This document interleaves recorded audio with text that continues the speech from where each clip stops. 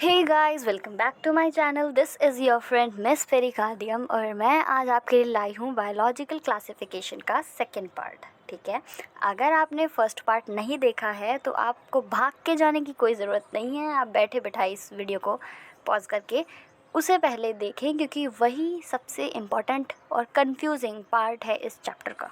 ठीक है, अब हम इस वीडियो को स्टार्ट करते हैं और बात करते हैं प्रोटिस्ट की। ठीक है, तो प्रोटिस्ट नाम लेते ही आपके दिमाग में ये बात क्लियर हो जानी चाहिए कि ये बात किसकी कर रहा है, यूनिसेल्ड यूकैरियोट की। ठीक है, किसकी बात कर रहा है, यूनिसेल्ड यूकैरियोट की बात कर रहा है। यूकैरियोट्स क्या होते हैं? यूकैरियोट्स वो ऑर्गेनिजम्स होते हैं जिनके पास मेम्ब्रेन बाउंड ऑर्गेनेलीज होती हैं। ठीक है, क्या होती है? मेम्ब्रेन बाउंड ऑर्गेनेलीज होती हैं। ये बहुत इंपॉर्टेंट लाइन है कि प्रोटिस्ट में क्या होते हैं, यूनिसेल्ड यूकैरियोट। ये बहुत इम्पॉर्टेंट लाइन है। ठीक है, चलिए आगे पढ़ते हैं कि ये मोस्टली कैसे होते हैं, एक्वेटिक नेचर के होते हैं। समझ आ गई? नो वेल डिफाइंड बाउंड्रीज, इसका क्या मतलब है कि ये इनकी कोई वेल डिफाइंड बाउंड्री नहीं है। क्या मतलब है इसका? मतलब कि ये प्रोटिस्ट कैसे हो सकते हैं, एनिमल जैसे भी हो सकते हैं, प्लांट जैसे भी हो सकते हैं, और सैप्रोफिटिक नेचर जैसे कि फंजाई होते हैं तो फंजाई नेचर के भी हो सकते हैं। तो इनकी कोई वेल डिफाइंड बाउंड्री नहीं है कि इनका कैरेक्टर कैसा होगा। किसी भी कैरेक्टर के ये हो सकते हैं। सेल वॉल में और मे नॉट बी प्रेजेंट। ठीक है, हैप्लॉइड और डिप्लॉइड ये कुछ भी हो सकते हैं। सेल वॉल हो भी सकती है और नहीं भी हो सकती है। क्लोरेला और क्लेमाइडोमोनास जिनके पास क्लोरोफिल होता है। अब क्लोरोफिल होता है तो इन्हें ऑटोट्रॉफिक होना चाहिए, और इसी ऑटोट्रॉफिक बेसिस पे हमने इनको प्लांट में पहले डाल दिया था। पर जैसे हमें पता चला कि ये तो यूनिसेल्ड है और यूकैरियोटिक है, तो हमने इसे छांट के किस में डाल दिया, प्रोटिस्ट में डाल दिया। ठीक है, अब आगे हम बात करते हैं इनके पार्ट्स की। प्रोटिस्ट इन कितने 5 तरह के होते हैं, chrysophytes, euglenoids, dinoflagellate, protozoans and slime mould. ठीक है, सबसे पहले हम बात करेंगे क्राइसोफाइट्स की।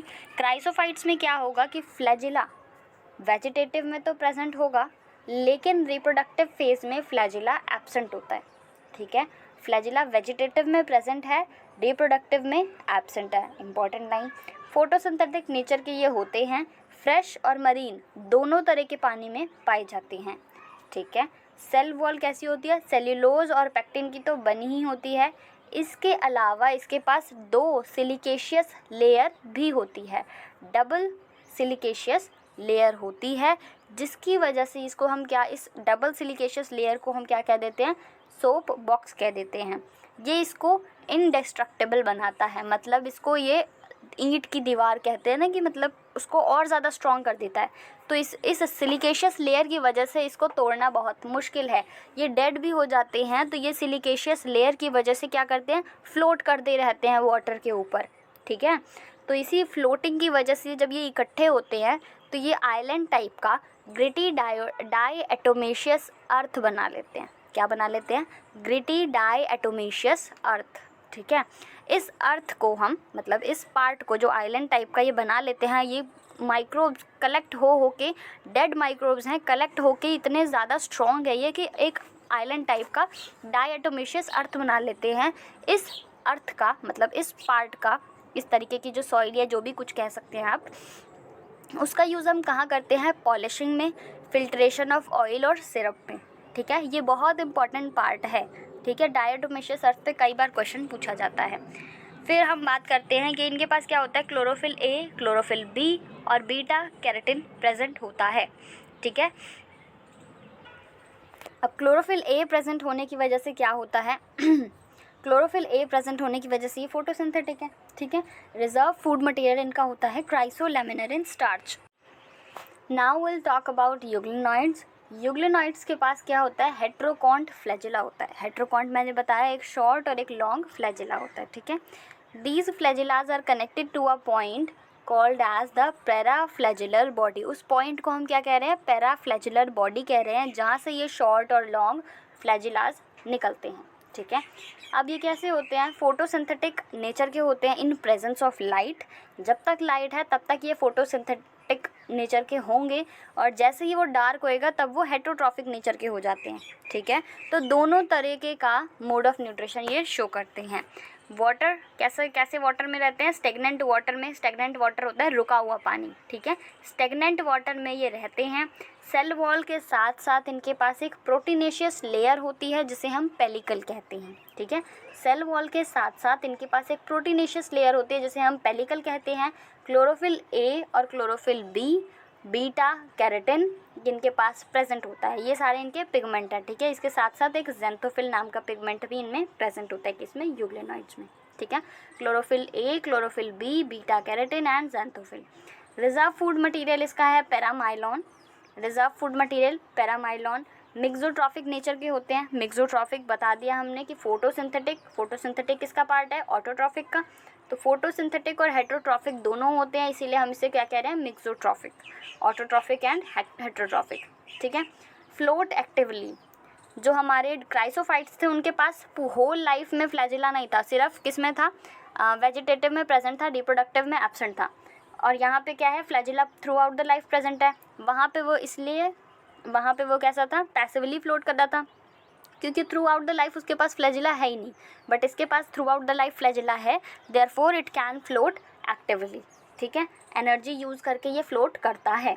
लोकोमोशन फ्लैजिला से होता है, लेकिन क्रीपिंग मूवमेंट लाइक रेंगने वाला जो मूवमेंट होता है वो मसल्स लाइक फाइबर से होता है, जिसे हम मायोनीम्स कहते हैं। तो यूग्लिनॉइड्स के पास मायोनीम्स नाम के मसल लाइक फाइबर होते हैं, जिसकी हेल्प से ये क्रीपिंग मूवमेंट शो करते हैं, ठीक है। अब इनकी प्लाज्मा मेम्ब्रेन पे एक आई स्पॉट होता है। प्लाज्मा मेम्ब्रेन पे एक स्पॉट होता है जिसे हम आई स्पॉट कह देते हैं। क्यों कह देते हैं, क्योंकि उसके अंदर फोटो रिसेप्टिव पिगमेंट होते हैं, रेड कलर के फोटो रिसेप्टिव पिगमेंट होते हैं। फोटो रिसेप्टिव का क्या मतलब होता है, कि जो लाइट को रिसीव कर सकता है, ठीक है। तो फोटो रिसेप्टिव पिगमेंट होते हैं, इसे हम आई स्पॉट कह देते हैं। इनकी प्लाज्मा मेम्ब्रेन पे प्रेजेंट होता है, जैसे कि एस्टाजेंथिन में भी प्रेजेंट होता है, ठीक है। तो एग्जांपल है कि क्या है इसका, यूग्लिना बहुत इंपॉर्टेंट एग्जांपल है। Majority are the fresh water organism and found in the stagnant water.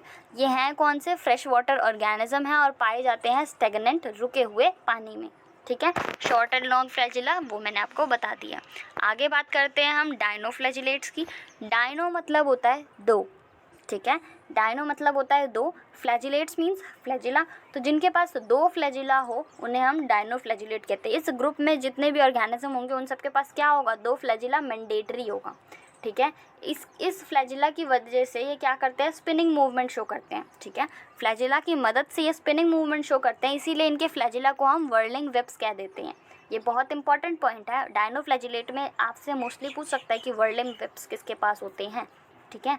तो डायनो फ्लैजिलेट्स के पास व्हर्लिंग वेब्स होते हैं और इनके फ्लैजिला जो होते हैं 90 डिग्री ओरिएंटेड होते हैं और शॉर्ट और लॉन्ग होते हैं, इसीलिए इसे हेट्रोकॉन्ट फ्लैजिला भी कह देते हैं, ठीक है। मोस्टली मरीन होते हैं, ये बहुत इंपॉर्टेंट लाइन है। मोस्टली मरीन नेचर के होते हैं और फोटोसिंथेटिक नेचर के होते हैं, बहुत इंपॉर्टेंट है, ठीक है। सेल वॉल कैसी होती है, सेल्यूलोज और पैक्टिन की सेल वॉल बनी होती है। इसके पास कोई स्पेशल और कोई मेम्ब्रेन नहीं है। उसमें क्या था, प्रोटीनेशियस, यूग्लिना में प्रोटीनेशियस पेलिकल था और क्राइसोफाइट्स में टू सिलिकेशियस लेयर थी, तो जिसे हम क्या कहते थे, सोप बॉक्स कह रहे थे। बट डायनोफ्लैजिलेट्स के पास इस सेल वॉल के अलावा, बेसिक सेल वॉल के अलावा कोई स्पेशल लेयर नहीं है। रिजर्व फूड मटेरियल इसके अंदर होता है carbohydrates and oils. Autotrophic nature के ये भी होते हैं। एक्टिवली फ्लोट करते हैं क्योंकि इसमें भी through out the life flagella present है, ठीक है। रेड टाइड अभी मैंने आपको बताया था पहले पार्ट में, अगर आपने वीडियो अभी तक देख ली हो तो पहले पार्ट में मैंने आपको बताया था कि रेड टाइड और रेड सी दो तरीके की ये टाइड्स में अगर देखी जाती है, तो रेड सी जो होता है वो हमारा होता है साइनोबैक्टीरिया की वजह से, ठीक है। और रेड टाइड किसकी वजह से होता है, डायनोफ्लैजिलेट गोनियोलेक्स की वजह से। तो ये चीज़ आपको पता होनी चाहिए कि रेड टाइड किसकी वजह से होता है, डायनोफ्लैजिलेट की वजह से होता है। एग्जाम्पल हमारे आते हैं प्रोसिस्टस और जिम्नोडियम और गोनियोलेक्स। गोनियोलेक्स इसमें बहुत इंपॉर्टेंट एग्जाम्पल है। Cell wall with stiff cellulosic plate. अब सेल्यूलोजिक ही है तो सेल्यूलोजी, बट उसकी थोड़ी स्टिफ है, ठीक है, मोटी है, ठीक है, ठीक है। Toxin released by such large numbers में even kill other marine animals such as fishes. क्या कह रहा है ये, कि ये भी डायनोफ्लैजिलेट हैं तो फोटोसिंथेटिक, बट ये भी कुछ ऐसे टॉक्सिन्स रिलीज़ करते हैं जो मरीन एनिमल्स जैसे कि फिशेस वगैरह को किल कर सकता है, ठीक है। नाउ अब मैं ये टेबल मैं रिकमेंड करूँगी कि स्क्रीनशॉट लेके रख लो या फिर लिख लो, ठीक है। ये किसी भी जैसे बहुत सारी चीज़ें जो कंफ्यूज करती है ना, उसका जब टेबल बना लिया जाता है तो वो बहुत सारी चीज़ें आसान हो जाती हैं, ठीक है। तो इसको हम सिंपल कैसे एक बार रीकैप लेते हैं। फ्लैजिला क्राइसोफाइट्स में फ्लैजिला वेजिटेटिव में प्रेजेंट था, उसमें एब्सेंट था, रिप्रोडक्टिव में एब्सेंट था। यूग्लिनॉइड में through out the life present है और हेट्रोकॉन टाइप का है, पैराफ्लैजिलर बॉडी से कनेक्टेड है, ठीक है। और यहाँ पे कुछ गड़बड़ हो गई यहाँ पे, क्राइसोफाइट्स और क्राइसोफाइट्स 2 बार आ गए हैं, सॉरी बाय मिस्टेक। मैं आपको इसका दूसरा पीडीएफ मतलब पीडीएफ मैं शेयर कर दूँगी विद दिस, मतलब इसको करेक्ट करके मैं पीडीएफ शेयर कर दूँगी, ठीक है। अभी हम इसको आगे बात करते हैं क्योंकि इसमें से पढ़ने का कोई फ़ायदा तो है नहीं। चलिए, तो प्रोटोजोन्स की बात करते हैं। प्रोटोजोन्स अब हमारे आते हैं 4th टाइप का। 3 टाइप हमने पढ़ लिए, क्राइसोफाइट्स, डायनोफ्लैजिलेट्स और यूग्लिनॉइड्स के बारे में हम पढ़ चुके हैं। अब प्रोटोजोन्स हैं, अभी हम पढ़ किसके बारे में रहे हैं, प्रोटिस्ट के बारे में। प्रोटिस्ट में अभी 3 टाइप पढ़ चुके हैं, अब आता है हमारा चौथा टाइप प्रोटोजोन्स। प्रोटोजोन्स कैसे होते हैं, हेट्रोट्रॉफिक नेचर के होते हैं, ठीक है। पैरासिटिक भी, पैरासिटिक और हेट्रोट्रॉफिक के पार्ट्स होते हैं ना, तो पैरासिटिक और प्रेडेटर टाइप हेट्रोट्रॉफिक, ठीक है, समझ रहे हैं आप। तो प्रिमिटिव रिलेटिव, प्रोटोजोन्स को हम प्रिमिटिव रिलेटिव्स ऑफ एनिमल कहते हैं, ये पॉइंट इंपॉर्टेंट है। प्रोटोजोन्स को हम क्या कहते हैं, प्रिमिटिव रिलेटिव ऑफ एनिमल, ठीक है। अब ये 4 तरीके के होते हैं, amoeboid, ciliated, flagellated and sporozoans. Amoeboid का क्या मतलब है, जो अमीबा लाइक होते हैं। अमीबा लाइक का क्या मतलब है, जिनके पास सूडोपोडिया प्रेजेंट होता है, जो मूव करते हैं और फूड को कैप्चर करने का काम सूडोपोडिया के थ्रू करते हैं, ठीक है, उसे हम अमीबॉइड प्रोटोजोन कहते हैं। मरीन फॉर्म में इनके पास सिलिका शेल होती है, रेडियो लेरियन की, इसको याद करने का ज़रूरत नहीं है, बस ये पता होना चाहिए सिलिका शेल होता है इनका मरीन फॉर्म में, ठीक है। एग्जाम्पल इसके इंपॉर्टेंट है, amoeba, entamoeba and sarcodina, example important है। और सूडोपोडिया लाइक होते हैं, अमीबा लाइक होते हैं, ये आपको पता होना चाहिए, ठीक है। तो अमीबा, एंटामीबा और सार्कोडीना क्या है, अमीबॉइड के एग्जाम्पल हैं, ठीक है। अब बात करते हैं हम सिलिएटेड की। सिलिएटेड में क्या होता है, जिनके पास सीलिया प्रेजेंट हो, सीलिया, ठीक है। एक्वाटिक नेचर के होते हैं, अब सीलिया हैं तो फिर किस लिए हैं, एक्वाटिक वाटर के अंदर फ्लोट कर सके इसलिए। तो एक्वाटिक नेचर के होते हैं ये, गुलेट प्रेजेंट, गुलेट एक कैविटी होती है जो सेल के बाहर की तरफ ओपन होती है, ठीक है। तो गुलेट कैविटी, सिलिएटेड के अंदर गुलेट कैविटी प्रेजेंट होती है which opens outside the cell. Ciliary movement ये शो करते हैं, सिलिएटेड है तो सीलियरी मूवमेंट शो करेंगे। Steer the food into the gullet actively, और ये सीलियरी मूवमेंट की वजह से क्या होता है, गुलेट के अंदर फूड आता है और ये सीलियरी मूवमेंट एक्टिव मूवमेंट होता है, ठीक है, एनर्जी यूज़ करके इनके मूवमेंट शो करते हैं, ठीक है। एग्जाम्पल है इसका पैरामीशियम, ठीक है, पैरामीशियम इसका एग्जाम्पल है। न्यूक्लियर डायमॉर्फिज्म, न्यूक्लियर डायमॉर्फिज्म क्या होता है, एक छोटा और एक बड़ा न्यूक्लियस को क्या कहते हैं, न्यूक्लियर डायमॉर्फिज्म कहते हैं। पैरामीशियम का कैरेक्टरिस्टिक फीचर है और ये, और सिलिएटेड का भी आप कह सकते हैं कि सिलिएटेड ऑर्गेनिजम्स में न्यूक्लियर डायमॉर्फिज्म शो करते हैं, ठीक है, ये इंपॉर्टेंट पॉइंट है, यू मस्ट रिमेंबर। अब बात करते हैं फ्लैजिलेटेड की, ठीक है। फ्लैजिलेटेड में क्या करते हैं हम, फ्लैजिलेटेड का क्या मतलब है यार, सिंपल सी बात है कि फ्लैजिलेटेड के पास क्या होगा, फ्लैजिला होगा। अब ये मोस्टली कैसे होते हैं, डिसीज़ कॉजिंग पैरासिटिक फॉर्म होती है, जिनके पास भी मतलब फ्लैजिला होता है, मोस्टली ये डिसीज़ ही कॉज करते हैं। एग्जाम्पल है इसके, Trypanosoma which causes the sleeping sickness, लेशमानिया which causes काला अजर, ये जो बीमारियाँ हम पढ़ रहे हैं ये बहुत इंपॉर्टेंट हैं। जियार्डिया, जियार्डियासिस, ट्राइकोनिम्फा, दीमक को कहते हैं, ठीक है। तो ये कुछ एग्जाम्पल, इसके सिर्फ एग्जाम्पल ही इंपॉर्टेंट है। फ्लैजिलेटेड तो आपको नाम से ही पता चल रहा है कि इनके पास फ्लैजिला होगा। फिर आती है 4th फॉर्म, तो इसे क्या कहते हैं, स्पोरोजोन्स की बात कर रहे हैं हम। Diverse organism having the spore like stage, organism जिस पे क्या आती है, स्पोर लाइक स्टेज आती है। प्लाज्मोडियम पढ़ रखा है हमने, प्लाज्मोडियम कैसा होता है, मलेरियल पैरासाइट है प्लाज्मोडियम, और इसमें भी आगे आप पढ़ेंगे 12th क्लास में कि स्पोरोजाइट फॉर्म होती है जिसके थ्रू ये मलेरिया कॉज करता है, ठीक है। तो प्लाज्मोडियम, स्पोरोजोन्स का सबसे इंपॉर्टेंट एग्जांपल प्लाज्मोडियम है। प्लाज्मोडियम क्या कॉज करता है, मलेरिया कॉज करता है। कोई लोकोमोटरी ऑर्गन नहीं होता क्योंकि ये क्या है, स्पोर्स हैं, स्पोर्स के पास कोई लोकोमोटरी ऑर्गन नहीं होता, और ये एंडोपैरासाइट होते हैं। एंडोपैरासाइट मतलब बॉडी में के अंदर रहते हैं, ठीक है। आगे हम बात करते हैं स्लाइम मोल्ड्स की। स्लाइम मोल्ड्स कैसे होते हैं? Saprophytic protist. ये बहुत इंपॉर्टेंट लाइन है। अभी तक आपने ऑटोट्रॉफिक, हेटेरोट्रॉफिक ये पढ़ी होगी, पैरासिटिक भी पढ़ी हमने, किस में थी? प्रोटिस्ट में थी। पर स्लाइम मोल्ड्स कैसे हैं? सैप्रोफिटिक नेचर की हैं। सैप्रोफिटिक क्या होते हैं? जो डेड और डिकेइंग ऑर्गेनिक मैटर पे फीड करते हैं। तो सैप्रोफिटिक प्रोटिस्ट कौन हैं? Slime mould. बहुत इंपॉर्टेंट है और कई मतलब एनसीईआरटी से पढ़ के तो बहुत कन्फ्यूजन होती है, पर अब नहीं होगी, ठीक है। तो एक्सट्रीमली रेजिस्टेंट होते हैं। क्यों रेजिस्टेंट होते हैं? क्योंकि इनके पास एक, आगे हम पढ़ते हैं कि इनके पास एक अच्छी वॉल होती है, जिसकी वजह से ये रेजिस्टेंट होते हैं और कई सालों तक सर्वाइव कर पाते हैं। सूटेबल कंडीशन में, ये बहुत इंपॉर्टेंट है, सूटेबल कंडीशन में क्या बना रहा है? ये प्लाज्मोडियम बना रहा है, जो बहुत सारी फीट तक फैल रहा है, ठीक है। और अनफेवरेबल या अनसूटेबल कंडीशन में क्या हो रहा है? ये प्लाज्मोडियम फ्रूटिंग बॉडीज़ बना रहा है। जब भी आप देखेंगे कि फ्रूटिंग बॉडीज़ कब बनाते हैं? जब अंत होने वाला है ना भाई, ताकि वो अब वहाँ तो सर्वाइव कर नहीं सकता, तो वो अपने स्पोर्स छोड़ जाता है कि बाद में जब कंडीशन फेवरेबल हो जाएगी तो ये स्पोर्स हमारे बड़े हो जाएंगे और फिर ये अपनी जनरेशन को आगे बढ़ाएंगे, है ना। तो अनफेवरेबल कंडीशन में क्या होगा? प्लाज्मोडियम फ्रूटिंग बॉडीज़ बना लेता है, जिसके अंदर स्पोर्स होते हैं और इन स्पोर्स के ऊपर ट्रू वॉल्स होती हैं। क्या होती हैं? ट्रू वॉल्स होती हैं। ये पॉइंट इंपॉर्टेंट है कि ट्रू वॉल्स, प्लाज्मोडियम क्या बना रहा है? फ्रूटिंग बॉडीज़ बना रहा है, जिसके अंदर स्पोर्स हैं और इन स्पोर्स के ऊपर क्या है? ट्रू वॉल्स हैं, जो एयर से फैलते हैं। और यही ट्रू वॉल्स होने की वजह से ये रेजिस्टेंट होते हैं और कई सालों तक सर्वाइव कर पाते हैं, ठीक है। तो इस तरीके से हमारे स्लाइम मोल्ड्स कवर होते हैं।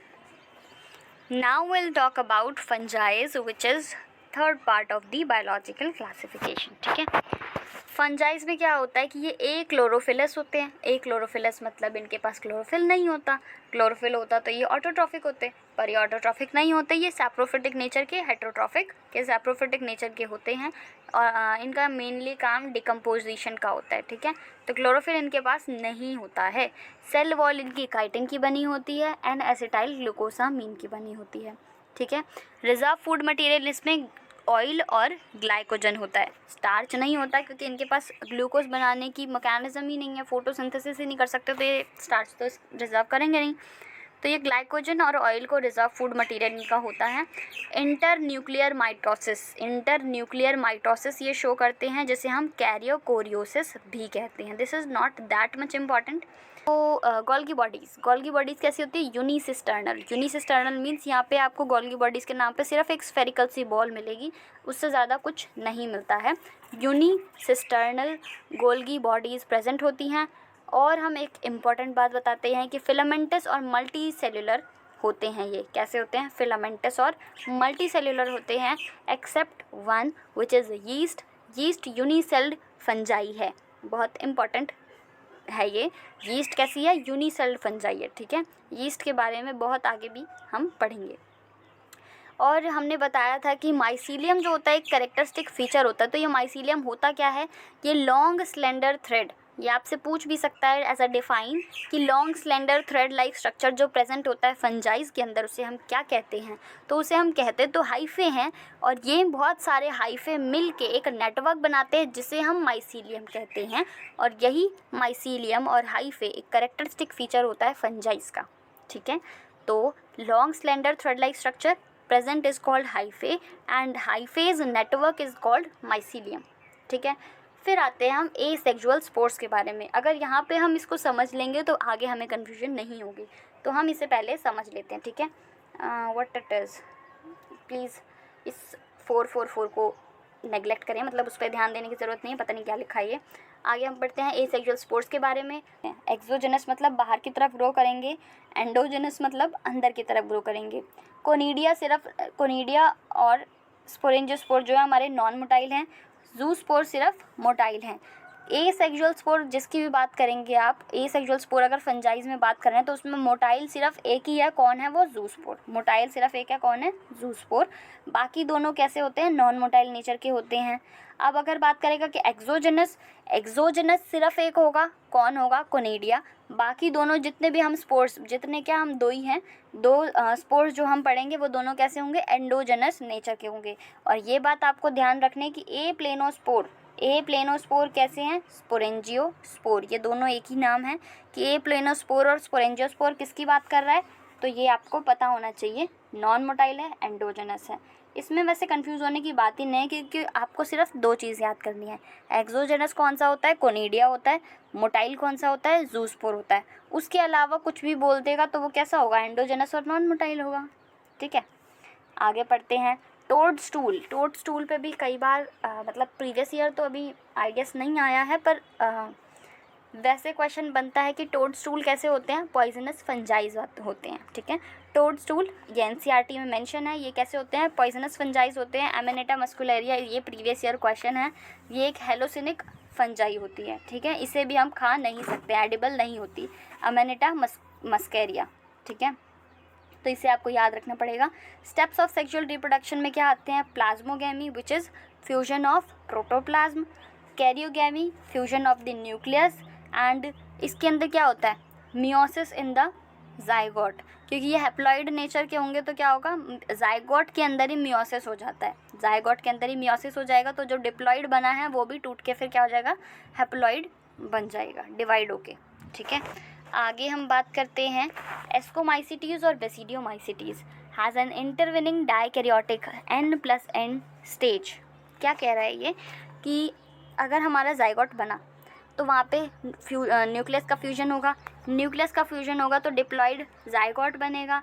लेकिन एस्कोमाइसिटीज़ और बेसिडियोमाइसिटीज़ में क्या होता है कि न्यूक्लियस तो आए लेकिन वो मतलब तुरंत फ्यूज़ नहीं होते, फ्यूज़ होके डिप्लॉइड जाइगोट नहीं बनाते, उनके अंदर कुछ स्टेज आती है कुछ टाइम के लिए। न्यूक्लियस जो होता है एज इट इज़ उस साइटोप्लाज्म, जो फ्यूज्ड साइटोप्लाज्म है उसके अंदर एज इट इज़ पड़ा रहता है N+N की फॉर्म में, तो इसे 2 न्यूक्लियाई पर सेल, एक सेल के अंदर क्या हो जाता है, 2 न्यूक्लियस बन जाते हैं, इसे हम डाइकैरियोन कहते हैं और इस फेज़ को हम कहते हैं डाइकैरियो फेज़। तो ये बहुत इम्पॉर्टेंट है, इस पे क्वेश्चन भी आया हुआ है। एस्कोमाइसिटीज़ और बेसिडियोमाइसिटीज़ दोनों, हम एस्को को भूल जाते हैं, बेसिडियो याद रहता है, पर ये दोनों ही इम्पॉर्टेंट हैं। एस्कोमाइसिटीज़ और बेसिडियोमाइसिटीज़ दोनों में देखा जाता है क्या, डाइकैरियोन और डाइकैरियो फेज़। आगे अब हम बात करते हैं phycomycetes, ascomycetes, basidio and deuteromycetes की। ठीक है, तो फाइकोमाइसिटीज़ में क्या है, phycomycetes are obligate parasite on plant. Obligate means उसी कंडीशन में रहेगा, उसके अलावा और कोई कंडीशन उसे पसंद ही नहीं है। तो पैरासाइट की फॉर्म में ही फाइकोमाइसिटीज़ हमेशा प्लांट पे एज अ पैरासाइट ही रहते हैं, इसके अलावा और किसी फॉर्म में आप नहीं देखेंगे इसको। ठीक है, एसेप्टेट और सिनोसिटिक, ये चीज़ आपको याद रखनी है कि पूरे 4 फंजाइज में से सिर्फ फाइकोमाइसिटीज़ ही ऐसा है जिसके पास एसेप्टेट और सिनोसिटिक कंडीशन है। क्या मतलब है इसका, सेप्टा होता है जो 2 चीज़ों को डिवाइड कर रहा है। ठीक है, 2 चीज़ों में के बीच में क्या बना रहा है, एक वॉल बना रहा है, तो उसे हम सेप्टा कहते हैं।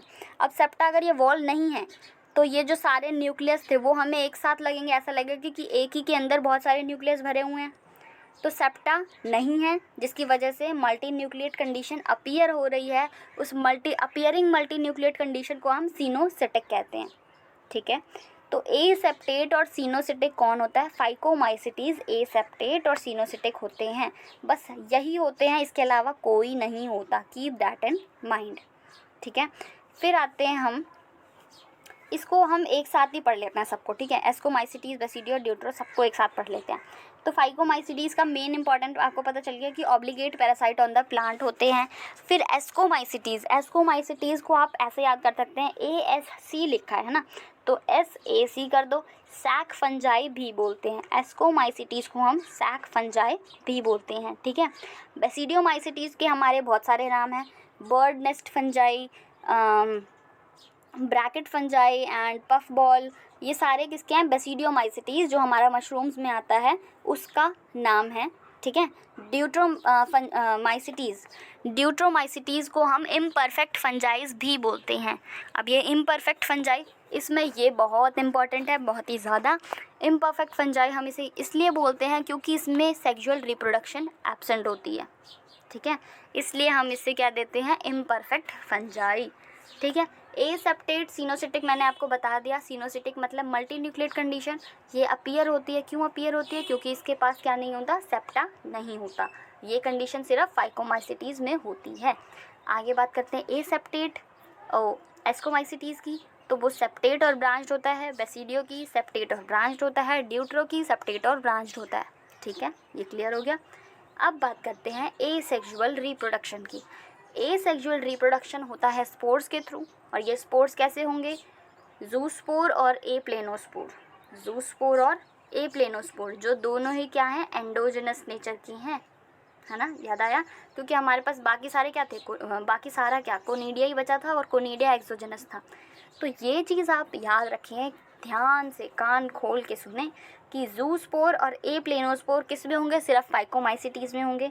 इसके अलावा किसी में भी अगर एसेक्सुअल रिप्रोडक्शन हो रहा है तो वो कोनिडिया के थ्रू ही होगा, कोनिडिया के थ्रू ही होगा। ठीक है, बहुत ध्यान से, ठीक है, देखते हैं। फाइकोमाइसिटीज़ एसेक्सुअल रिप्रोडक्शन, जूस्पोर और ए प्लेनोस्पोर। ठीक है, फिर एस्कोमाइसिटीज़ में एसेक्सुअल रिप्रोडक्शन हो रहा है कोनिडिया के थ्रू। बेसिडियोमाइसिटीज़ में एसेक्सुअल रिप्रोडक्शन हो ही नहीं रहा, asexual reproduction absent, spores asexual spores हैं ही नहीं बेसिडियोमाइसिटीज़ के पास, तो वहाँ पे क्या हो रहा है, फ्रेगमेंटेशन हो रहा है।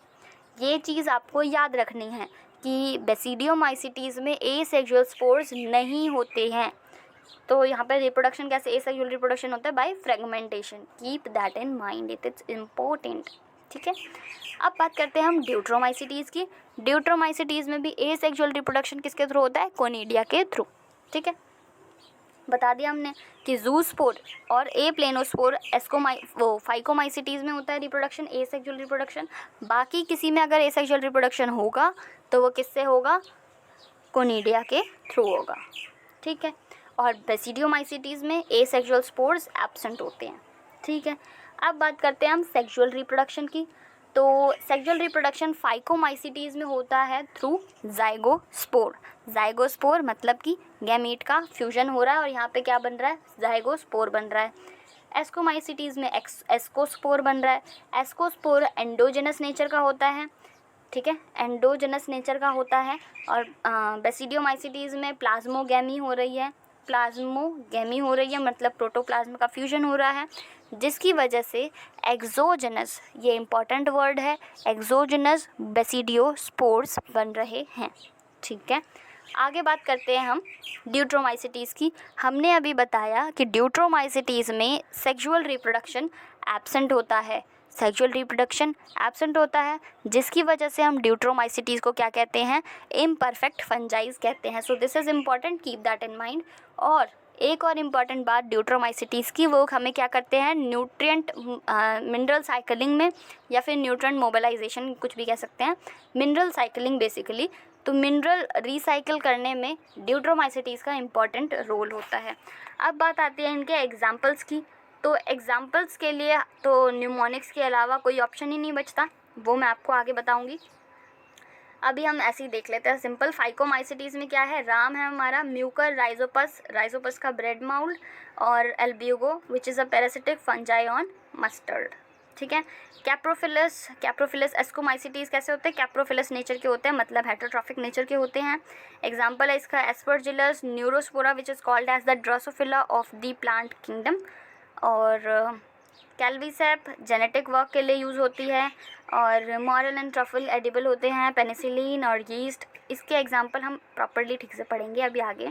अगैरिकस मशरूम्स बेसिडियोमाइसिटीज़ के हैं, मशरूम्स। ठीक है, बेसिडियोमाइसिटीज़ मशरूम्स, ये बहुत इंपॉर्टेंट है कि बेसिडियोमाइसिटीज़ का नाम लेते ही आपको ये याद हो आना चाहिए कि अगैरिकस और मशरूम सेम ही चीज़ है ये, तो ये इसमें आते हैं। ठीक है, ustilago smut, puccinia, rust fungus, wheat, mycorrhiza, ये सारे बेसिडियोमाइसिटीज़ के पार्ट हैं। ड्यूट्रोमाइसिटीज़ में alternaria, colletotrichum and trichoderma. Okay, now let's move to mnemonics. सबसे पहले आता है हमारा फाइकोमाइसिटीज़, और इसे याद करने के लिए हम बोलते हैं RAM. RAM, R for Rhizopus bread mould जिसे हम कहते हैं, A for Albugo, M for Mucor. ठीक है, ये हो गए हमारे फाइकोमाइसिटीज़। दूसरा है हमारा एस्कोमाइसिटीज़, इसके लिए हम याद करते हैं ये पेन एस्पर ने क्लास में ट्रफल को दिया था। क्या मतलब है इसका? Y E for yeast, PEN for penicillin and asper for Aspergillus. AS से आप याद कर सकते हैं एस्कोमाइसिटीज, AS एस्पर, ठीक है। तो aspergillus, NE for neurospora, class for claviceps, may for morels, truff for truffles and को दिया था इज फ्री, ठीक है। आगे बात करते हैं हम बेसिडियोमाइसिटीज़ की। अगर उसने पूछा तो, ठीक है, अगर उसने पूछा तो बता देंगे बेसिडियोमाइसिटीज़, ठीक है। तो अगेरिकस, अगर के लिए अगेरिकस मशरूम, उसने फॉर उस्टलाजो स्मट, पक्सिनिया, पूछा for puccinia, rust fungus, toe for toadstools, ठीक है। टोडस्टूल्स भी बेसिडियोमाइसिटीज़ में ही आते हैं, ठीक है। आगे हमारे हैं ड्यूट्रोमाइसिटीज़। ट्राई कलेक्टिंग ऑल्टरनेट्स ढूंढने की कोशिश करें, ठीक है। तो ड्यूट्रोमाइसिटीज़ को हम याद करते हैं, वैसे तो ये सिंपली याद हो जाते हैं, वर्ड्स ही याद कर लें तो सही है। ट्राई कलेक्टिंग ऑल्टरनेट्स क्या मतलब है? ट्राइकोडर्मा, कोलेटोट्रिकम, ऑल्टरनेरिया, ठीक है। तो ये होते हैं हमारे ड्यूट्रोमाइसिटीज़ के एग्जाम्पल। ये सारे इसका आप स्क्रीनशॉट लेके एक साथ रख सकते हैं। फिर हम बात करेंगे वायरसेस की। वायरसेस बायोलॉजिकल क्लासिफिकेशन का कौन सा पार्ट? 4th part. मोनेरा हो गए, प्रोटिस्ट हो गए, फंजाई हो गए। अब हम पढ़ेंगे वायरसेस। प्लांट और एनिमल के लिए हम सेपरेट वीडियो बनाते हैं और सेपरेट ही पढ़ा जाता है, इसके साथ हम पढ़ते ही नहीं हैं। आगे हम पढ़ेंगे वायरसेस। तो वायरसेस बहुत छोटे होते हैं, बैक्टीरिया फिल्टर से ईजिली पास कर जाते हैं। वायरसेस कैसे होते हैं? वेनमस मीन्स पॉइजनस फ्लूइड होता है, ठीक है, ठीक है। तो वायरसेस कैसे होते हैं? पॉइजनस वेनमस फ्लूइड होता है। दिमित्री इवानोस्की ने डिस्कवर किया था 1892 में mosaic disease of tobacco. Mosaic disease of tobacco को स्टडी करते हुए दिमित्री इवानोस्की ने वेनमस पॉइजनस फ्लूइड की तरह वायरसेस को ढूंढा था, ठीक है। और फिर हम पढ़ते हैं कॉन्टेजियम वाइवम फ्लूइडम। क्या मतलब है इसका? कॉन्टेजियस मतलब इन्फेक्शियस, वाइवम फ्लूइडम। तो infectious fluid, as a infectious fluid discover, वो था पॉइजनस, अब ये क्या है? इन्फेक्शियस की तरह डिस्कवर किया था MW बीजरनिक ने 1898 में। पहला 92, फिर 98। पहला दिमित्री को आप D से याद करेंगे, D, ठीक है, D पहले आता है तो D, फिर M बाद में आता है तो MW बीजरनिक, ठीक है। 1892, 1898। Now the next, can be crystallized protein crystal inert outside the host, obligate parasite, WM Stanley ने बोला। W बाद में आता है ना, M के भी बाद W आएगा। और 1935 में ये डिस्कवर किया गया, मतलब WM ने स्टैनली ने रिसर्च करी और बताया कि ये ऑब्लिगेट पैरासाइट है। अगर ये पैरासिटिक फॉर्म में नहीं रहेगा तो ये इसका कोई, कहते हैं ना, वजूद ही नहीं रहेगा, कोई उसका सिग्निफिकेंस ही नहीं है अगर ये पैरासिटिक फॉर्म में नहीं है तो, है ना। तो इट कैन बी क्रिस्टलाइज, उसे क्रिस्टलाइज किया जा सकता है। और कैसे क्रिस्टलाइज किया जा सकता है? As a protein crystal. Host के बाहर ये कैसे है? इनर्ट हैं, मतलब इनका कोई सिग्निफिकेंस नहीं है, ये हो चाहे ना हो इसका कोई फ़र्क नहीं है। लेकिन जैसे ये होस्ट की बॉडी में एंटर करेंगे, ये पूरी बॉडी को कैप्चर कर लेते हैं और अपने हिसाब से चलाते हैं, ठीक है। तो इसीलिए क्या कहते हैं हम इन्हें? ऑब्लिगेट पैरासाइट कहते हैं। WM स्टैनली 1935 में डिस्कवर किया, ठीक है। आगे हम पढ़ते हैं कि virus is a nucleo protein. Nucleo protein means इनके पास एक न्यूक्लियस है और थोड़ा सा क्या है? न्यूक्लियस है। वायरस क्या है? न्यूक्लियो प्रोटीन है। इन्फेक्शियस जेनेटिक मटेरियल है, थोड़ा सा जेनेटिक मटेरियल है और थोड़ा सा क्या है? प्रोटीन है। इसके अलावा इनके पास कुछ भी नहीं है, ठीक है। जेनेटिक मटेरियल है और प्रोटीन है, न्यूक्लियो है और प्रोटीन है, ठीक है। वायरस इन्फेक्टिंग द प्लांट, ये NCERT में लिखा हुआ है। पहले बिलीव नहीं होगा बट NCERT में आप एक बार देख लेंगे तो आपको यकीन हो जाएगा कि भाई सही कह रहा है। वायरस जो प्लांट को इन्फेक्ट करता है वो सिंगल स्ट्रैंडेड RNA होता है मोस्टली, ठीक है। जो वायरस प्लांट को इन्फेक्ट करता है वो मोस्टली कैसा होगा? सिंगल स्ट्रैंडेड RNA होगा। और जो एनिमल्स को इन्फेक्ट करता है उसके पास सिंगल या डबल स्ट्रैंडेड RNA भी हो सकता है, और या फिर क्या हो सकता है? डबल स्ट्रैंडेड DNA भी हो सकता है, ठीक है। तो मतलब एनिमल्स के लिए उनके पास कुछ भी हो सकता है, लेकिन जो प्लांट को अफेक्ट कर रहा है वो सिंगल स्ट्रैंडेड RNA ही होगा, ठीक है। अब हम पढ़ते हैं आगे कि तो अब ये किसका डायग्राम दे रखा है हमें? ये दे रखा है टोबैको मोज़ैक वायरस का डायग्राम दे रखा है। ये इंपॉर्टेंट है, कई बार हम बैक्टीरियोफेज और टोबैको मोज़ैक वायरस में कंफ्यूज हो जाते हैं। तो बैक्टीरियोफेज देख लेना आप ध्यान से कि कैसा दिख रहा है, और टोबैको मोज़ैक वायरस कैसा दिख रहा है। यहाँ पे हमें आरएनए दिखाया गया है और हमें पता है कि जो टोबैको क्या है, प्लांट है। तो प्लांट को इन्फेक्ट करने वाला जो वायरस होगा उसका जेनेटिक मटेरियल कैसा होगा, सिंगल स्ट्रैंडेड होगा। तो हमें ये पूछ लेगा कि टोबैको मोज़ैक वायरस का जेनेटिक मटेरियल कैसा होता है, तो वो सिंगल स्ट्रैंडेड आरएनए होता है। अब इनके पास क्या होती है, एक प्रोटीन की लेयर होती है। वो प्रोटीन की लेयर को हम क्या कहते हैं, कैप्सिड कहते हैं। प्रोटीन कोट को क्या कहते हैं, कैप्सिड। और ये सब यूनिट से मिलके बना होता है जिसे हम कैप्सोमेयर कहते हैं। ठीक है, तो इस यूनिट को क्या कहते हैं, कैप्सोमेयर कहते हैं। और ये प्रोटीन प्रोटेक्ट करता है न्यूक्लिक एसिड को, which is single stranded RNA in tobacco mosaic virus. मतलब उनके जेनेटिक मटेरियल को सिंपल वो प्रोटेक्ट करके रखता है। अब बात करते हैं बैक्टीरियोफेज की। बैक्टीरियोफेज के पास डबल स्टैंडर्ड डीएनए होता है। ये क्वेश्चन आपसे कई बार पूछ लेता है कि बैक्टीरियोफेज के पास कैसा जेनेटिक मटेरियल होता है। तो ये चीज़ें आपको पता होनी चाहिए कि बैक्टीरियोफेज के पास डबल स्टैंडर्ड डीएनए होता है। ऊपर वाला इसका हेड, फिर आता है हमारा कॉलर, फिर आती है शीथ, ठीक है, फिर हमारा टेल पार्ट है। तो इसके नेमिंग भी इम्पॉर्टेंट है। नाउ विरॉइड्स किससे छोटे होते हैं, वायरसेस से भी छोटे होते हैं विरॉइड्स। और ये क्या कहता है, इसको टी.ओ. डीनर ने 1971 में डिस्कवर किया। ठीक है, 1971 में टी.ओ. डीनर ने डिस्कवर किए विरॉइड्स।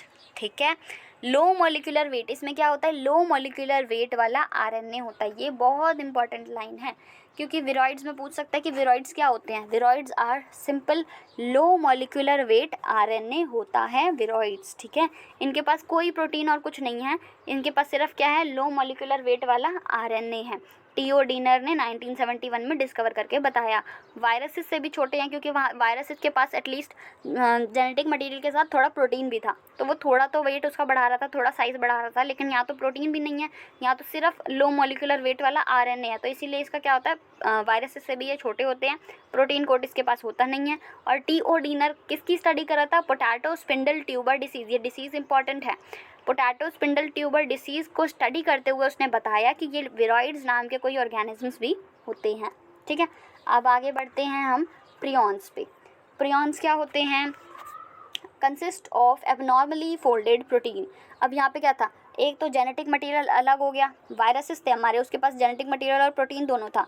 वायरसेस अब अगर प्रोटीन कोट हटा दे तो वो विरॉइड्स बन जाएगा, और अगर जेनेटिक मटेरियल हटा दे तो वो प्रियॉन्स बन जाएगा। यहाँ पे क्या है, सिर्फ एबनॉर्मली फोल्डेड टेढ़ा मेढ़ा सा कुछ प्रोटीन है जिसे हमने प्रियॉन्स का नाम दे दिया।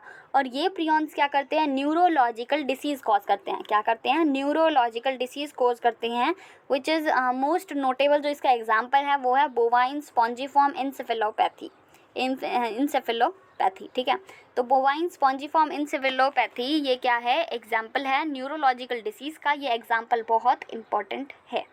ठीक है, और इसे हम क्या कहते हैं, बोवाइन स्पॉन्जीफॉर्म को हम मैड काउ डिसीज़ भी कहते हैं। और इसका एनालॉगस वेरिएंट जो ह्यूमन में पाया जाता है उसका एग्जाम्पल है C.R. Jacob disease. C.R. Jacob disease. तो ये सारी डिसीज़ बहुत इंपॉर्टेंट है, इसे आप ऐसे पॉइंट में याद करेंगे तो बहुत सिंपली ये याद हो जाएंगे, एक दो बार आप पढ़ेंगे आराम से अपने आप आ जाएगी। तो प्रियॉन्स में क्या था, एबनॉर्मली फोल्डेड प्रोटीन है, न्यूरोलॉजिकल डिसीज़ कॉज करते हैं, बोवाइन स्पॉन्जीफॉर्म इंसेफेलोपैथी कहते हैं, और इसका दूसरा नाम है मैड काउ डिसीज़। और ये एनालॉगस वेरिएंट जो इसका होता है C.R. जैकब डिसीज़ ह्यूमंस के अंदर पाई जाती है। ठीक है, वो मतलब प्रियॉन्स का ही एनालॉगस है। आगे बढ़ते हैं हम लाइकेंस के ऊपर। तो लाइकेंस क्या होते हैं, यहाँ पे ये फंगल एसोसिएशन होता है विद द एल्गी। फंगी और एल्गी एक म्यूचुअल एसोसिएशन शो करते हैं जिसे हम लाइकेंस कहते हैं। लाइकेन एक क्या होता है, पॉल्यूशन इंडिकेटर की तरह काम करता है कि जहाँ पे पॉल्यूशन नहीं होगा वहाँ ये ग्रो करेंगे, लेकिन जहाँ पे पॉल्यूशन होगा वहाँ ये ग्रो नहीं करते हैं। मतलब आज के टाइम पे जब पॉल्यूशन बहुत ज़्यादा है तो आपको ये लाइकेंस देखने को नहीं मिलेंगे, पहले के टाइम में ये लाइकेंस देखने को मिलते थे। ठीक है, तो लाइकेंस में क्या है, एक एल्गल पार्ट होता है, एक फंगल पार्ट होता है। फंगल पार्ट को हम माइकोबायोन्ट कहते हैं और एल्गल पार्ट को हम फाइकोबायोन्ट कहते हैं। ठीक है, फाइको एंड माइको। माइकोबायोन्ट फिर फंगल पार्ट है, फाइकोबायोन्ट एल्गल पार्ट है। फाइकोबायोंट में क्या, फाइकोबायोंट क्या करता है, एल्गल पार्ट क्या करेगा, फूड प्रोड्यूस करेगा, क्योंकि वो ऑटोट्रॉफिक, एल्गी क्या होती है, ऑटोट्रॉफिक नेचर की होती है, फूड प्रोड्यूस करती है। तो एल्गी फंजाई को क्या देता है, फूड देता है, और फंजाई क्या करती है, शेल्टर देती है, एक तो उसको रहने की जगह देती है एल्गी को, कि मतलब प्रोटेक्ट करती है उसे, और मिनरल्स और वाटर वगैरह उसको एब्जॉर्ब करके देती है एल्गी को खाना बनाने के लिए, ठीक है। तो इस तरीके से हमारा लाइकेंस भी कंप्लीट होता है। And this is how we are done with the topic. For any queries, please do mention in the comment section, and also mention the topic on which you want the next video to be. If you like the video, hit the like button, subscribe to my channel, press the bell icon. Coming up with the next video soon. Stay tuned.